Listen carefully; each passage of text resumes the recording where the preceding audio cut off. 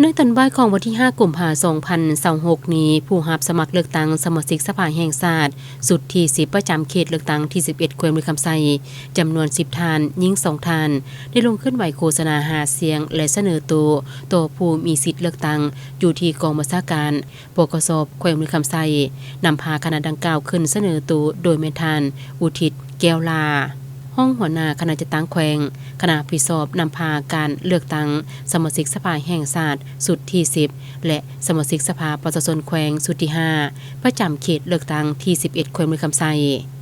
ในพิธีผู้รับสมัครเลือกตั้งสมาชิกสภาแห่งชาติได้ผลัดเปลี่ยนการเสนอชื่อและประวัติการเคลื่อนไหวของตนเองพร้อมทั้งเสนอจุดประสงค์ในการเคลื่อนไหวของผู้สมัครรับเลือกตั้งสมาชิกสภาแห่งชาติเริ่มจากผู้สมัครนัมเบอร์1 5นัมเบอร์10ตามลำดับพร้อมเดียวกันนั้นผู้สมัครรับเลือกตั้งสมาชิกสภาแห่งชาติยังได้เรียกร้องให้ผู้มีสิทธิ์เลือกตั้งจงได้ร่วมจิตร่วมใจเข้าร่วมกระบวนการเลือกตั้งในครั้งนี้ให้กลายเป็นปางบุญใหญ่ของชาติเลือกได้ผู้สมัครที่มีมาตรฐานเงื่อนไข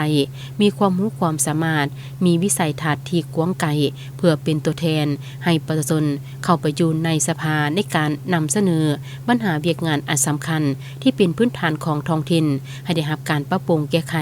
อย่างมีความถูกต้องสอดคล้องและเป็นรูปธรรมในแต่ละระยะ